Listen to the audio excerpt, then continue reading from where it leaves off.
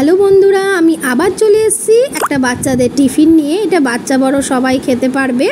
দেখো আমি এর মধ্যে আটা ময়দা মেখে রেখেছি। লাগবে পিৎজা পাস্তার সস, অরিগ্যানো, একটু চিলি ফ্লেক্স, চিজ আর তেল। অরিগ্যানো আর চিলি ফ্লেক্সটা আমি দিইনি কারণ এটা আমার ছেলের টিফিনের জন্য হচ্ছে, তোমরা ওটা নিয়ে নিতে পারো। এবার আমি আটা ময়দাটা সুন্দর করে বেলে নেব, একটু বড় পাতলা করে বেলবো।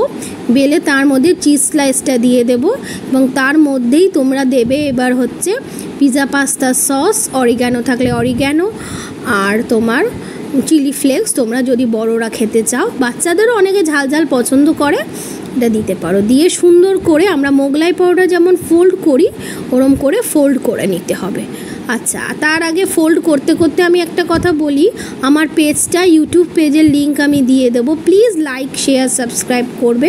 আমার ফেসবুকটাতেও লাইক শেয়ার সাবস্ক্রাইব করবে যদি তোমাদের ভালো লেগে থাকে।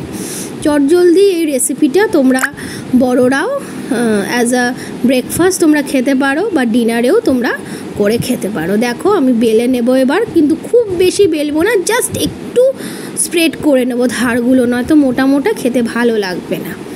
আর এদিকে আমি তাওয়া বসিয়ে দিয়েছি, তেল গরম করছি, সাদা তেল।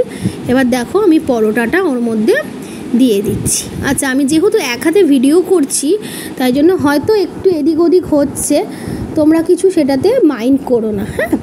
আচ্ছা দেখো, আর শেপটা ইগনোর করো, এক হাতে দিতে গিয়ে ওটা একটু চেপে গেছে। তোমরা দু হাতে সুন্দর করে করবে, জিনিসটা দেখতেও ভালো হবে।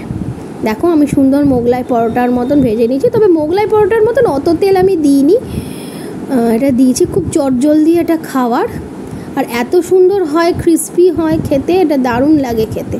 এটা তোমরা কোনো সস, আচার বা শুকনো শুকনো আলুর দম, আলুর চচ্চড়ি দিয়ে তোমরা এটা ইজিলি ক্যারি করতে পারো। আমার ছেলে এটা শুধু খেতে ভালোবাসে সস দিয়ে, তাই আমি না শুধুই ওকে টিফিনে দেব।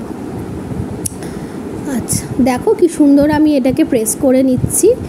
আচ্ছা, তোমরা কে কোথার থেকে দেখছো আমার ভিডিওটা প্লিজ একটু কমেন্ট করো, প্লিজ তোমরা একটু কমেন্ট করো, আমার সাথে থেকো।